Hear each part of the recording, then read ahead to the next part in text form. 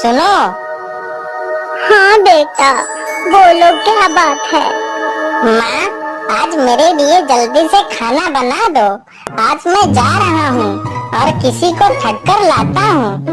अरे बेटा, तुम किसी को कैसे ठग पाओगे? तुम्हारे पिताजी होते तो वह जरूर ठग लाते। तुम तो अभी ठगाई में बच्चे हो। नहीं माँ, आप कैसी बातें कर रही हैं? मैं क्यों नहीं ठग सकता किसी को? एक ठग का बेटा ठग ही तो बनता है। बस आप जल्दी से मेरे लिए खाना बना दो। फिर बिरजू किसी धनी सेठ की तरह पोशाक पहनकर तैयार हो जाता है। अच्छा माँ, अब चलता हूँ।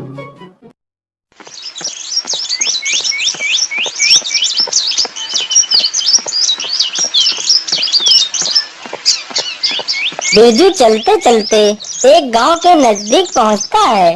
तभी गांव के करीब ही चार ठग अपने खेत में काम कर रहे थे। अरे बड़े भैया, कितने दिन हो गए लेकिन हमने किसी को ठगा नहीं। हाँ बड़े भैया, मन्ना भैया ठीक कह रहे हैं। अब तो हमारे पास पैसे भी नहीं बचे हैं, जो थे वो सब खत्म हो चुके हैं। चलो भैया, आज किसी सेठ को ठगते हैं। अरे सुनो, उधर देखो, उधर कोई मुसाफिर आ रहा है। अरे हाँ, यह तो कोई धनी सेठ लग रहा है। अरे चलो चलो, इसे ही ठगते हैं। अरे भैया, इतनी कड़कती धूप में तुम कहाँ जा रहे हो? थोड़ा सा पेड़ की छांव में आराम तो कर लो और पानी वानी तो पी लो, फिर आराम से चले जाना। अरे नहीं नहीं भैया, मुझे थोड़ा सा जल्दी है, इसलिए मैं आराम नहीं कर सकता। वापसी में आते हुए मैं आपके पास जरूर रुकूंगा। अरे सेठ जी, कैसी बातें कर रहे हैं? काम तो पूरे जीवन करना है, काम के साथ साथ आराम करना भी तो जरूरी है। चलो अच्छी बात है, आप लोग नहीं मान रहे हो तो थोड़ा सा रुक ही जाता हूँ। जिस मुसाफिर को वह चारों ठग सेठ समझ रहे थे, वह तो खुद एक ठग था। तभी बिरजू घोड़े से नीचे उतरकर उन चारों ठगों के पास जाकर बैठ जाता है और चारों ठग यहाँ वहाँ की बातें करने लगते हैं। अरे सेठ जी, मैं आपसे एक बात कहना चाहता हूँ। अरे बोलिए भैया, बोलिए, आप क्या कहना चाहते हैं? सेठ जी, बात को बताने से पहले मेरी एक शर्त है। बोलिए भैया, आपकी क्या शर्त है? मैं आपकी शर्त मानने को तैयार हूँ, बोलिए।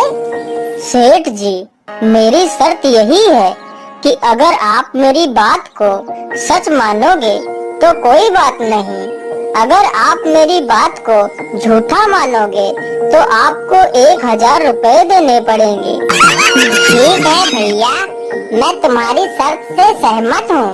अब बताओ, तुम क्या कहना चाहते हो? सेठ जी, बात यह है कि एक बार मैं अपनी भैंस चरा रहा था और हमारे खेत में गेहूं की फसल खड़ी थी। तभी मेरी भैंस गेहूं के खेत में घुस गई और पता नहीं खेत में कहीं खो गई।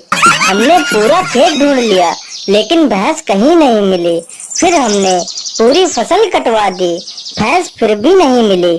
फिर मैंने उसी फसल के गेहूं चक्की में पिसवाए लेकिन भैंस फिर भी नहीं मिली। और हद तो तब हो गई जब मैंने उसी आटे की रोटी बनवाई और जैसे ही मैंने रोटी का पहला टुकड़ा तोड़ा तभी भैंस की पूंछ मेरे हाथ में आ गई। तो मैंने भैंस की पूंछ पकड़ के उसे बाहर खींचा, तब मेरी जान में जान आई। लेकिन भैया, आज तक मैंने यह बात जिससे भी बताई है उसने मेरी बात को झूठा ही बताया है। अब तुम ही बताओ, यह बात झूठी है या सच्ची है? अरे यह तो मुझे ठगना चाहता है, लेकिन बच्चों, मैं भी ठग का बेटा हूँ।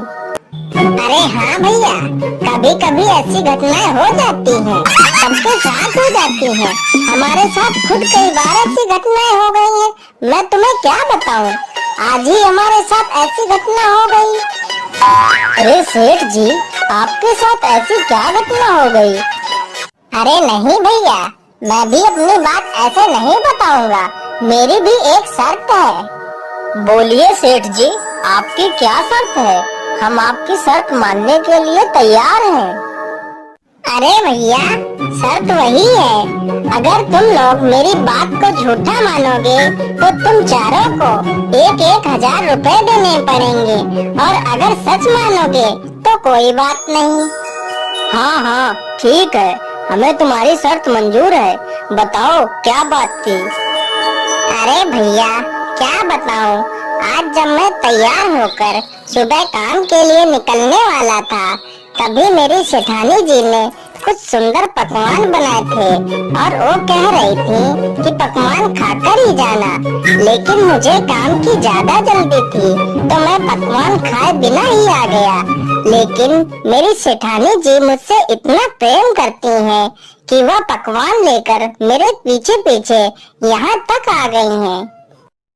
लेकिन सेठ जी, आपकी सेठानी जी तो कहीं नजर नहीं आ रही हैं। अरे भैया, यहाँ नहीं, उधर देखो, वहाँ वो मेरी सेठानी आ रही है। अरे बाप रे बाप, वह तो हमारी बहन है। यह सेठ तो हमसे भी बड़ा ठग है। अब क्या करें? अगर हम लोगों ने इसकी बात को झूठ कहा तो यह हम चारों से 1,000 रुपए लेगा, और अगर हमने इसकी बातों को सच कहा तो यह हमारी बहन को ले जाएगा। भैया, मेरी मानो तो अपनी बहन को इस सेठ के घर भेज देते हैं। वैसे भी हमें आज नहीं तो कल अपनी बहन का विवाह तो करना ही था। वैसे भी यह सेठ अपनी बहन को खुशी रखेगा, और अगर इसकी बात को हम झूठ बोलेंगे तो हमें 4,000 रुपए देने पड़ेंगे। हाँ हाँ, अपनी बहन को इस सेठ के साथ भेज देते हैं, और सेठ के घर में जितना भी माल खजाना होगा वह सब हमारी बहन लेकर भाग आएगी। अरे तुम आ गई, मैं कितनी देर से तुम्हारा इंतजार कर रहा हूँ। अरे तुम कौन हो? मैं तो तुम्हें जानती तक नहीं। अरे मेरी प्यारी बहन, ये तुम्हारे पति हैं। तुम्हारा विवाह इनके साथ बचपन में ही हो गया था। अब जाओ बहन, तुम इनके साथ जाओ, हम लोग तुम्हें जल्दी ही लेने आएंगे। अच्छा मेरे प्यारे सालों, अब मैं चलता हूँ। अरे भैया, यह तो हमारी बहन को ही ठग ले गया। हम इसे छोड़ेंगे नहीं। चलो, हम कल ही इसके घर चलेंगे।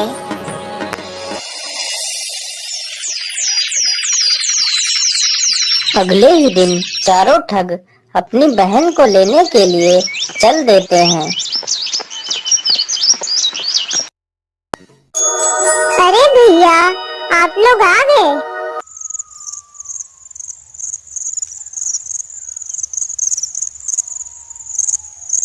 फिर बिरजू उन सब की खूब मेहमान नवाजी करता है।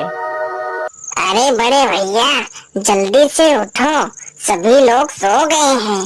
चलो, हम लोग इस सेठ को रस्सी से पलंग में बांधकर इसे नदी में फेंक देते हैं, और इसके घर का सारा सामान लेकर और अपनी बहन को लेकर अपने घर वापस चले जाएंगे। फिर चारों ठगों ने उस बिरजू को सोते हुए ही पलंग में बांध दिया, और रात में ही उसे लेकर निकल पड़ते हैं। उन्हें चलते चलते रात से सुबह हो जाती है। अरे भैया, मैं तो इस पहाड़ को उठाते उठाते थक गया हूँ। चलो, इसी पेड़ के नीचे थोड़ा सा आराम कर लेते हैं। फिर वे चारों पलंग को नीचे रख देते हैं और वहीं पर सो जाते हैं। तभी एक चरवाहा अपनी भैंसों को चराते चराते वहीं पर आ जाता है। अरे भैया, यह लोग आपको बांधकर कहाँ ले जा रहे हैं?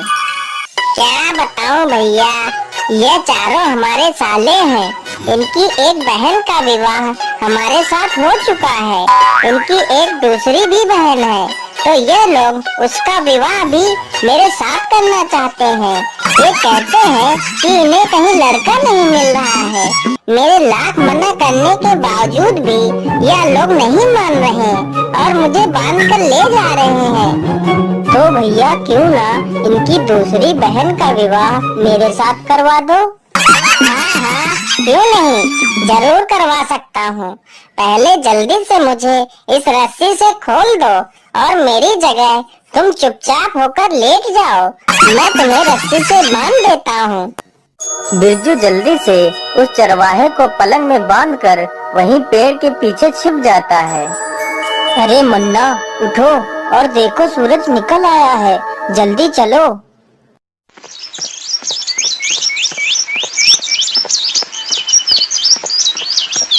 फिर वह चारों उसे उठाकर नदी पर पहुंच जाते हैं।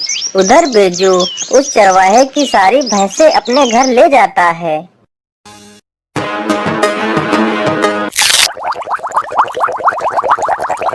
चलो भैया, इस ठग से हमें छुटकारा मिल गया। अरे ये क्या, यह ठग तो यहीं बैठा है। अरे जीजा जी, तुम यहाँ पर कैसे, और इतनी सारी भैंस तुम कहाँ से ले आए हो? अरे ये मत पूछो, तुम लोगों ने हमारे साथ बहुत अन्याय किया है। तुम लोगों ने मुझे नदी के किनारे ही फेंक दिया था। अगर थोड़ा सा और आगे गहरे पानी में फेंकते तो इससे भी ज्यादा अच्छी भैंस पकड़ कर ले आता। अब क्या करूं? तुम लोगों ने मुझे किनारे ही फेंक दिया तो यही मिली है भैंस। अरे जीजा जी, क्या बात कर रहे हो? चलो जीजा जी, मुझे भी कुछ पैसे दिला दो। हाँ जीजा जी, मुझे भी भैंसे चाहिए, चलो जल्दी। अच्छा, तो तुम लोगों को भी भैंसे चाहिए, तो चलो मेरे साथ। मैं जहाँ बोलूँ तुम लोग वहीं कूद जाना और अच्छी भैंस पकड़ कर ले आना। बिरजू उन चारों ठगों को नदी की गहरी धारा के सामने ले जाता है। अरे सुनो, तुम लोग जल्दी से इस जगह पर कूद जाओ, नहीं तो लोग तुमसे पहले ही सारी भैंसें लूट ले जाएंगे।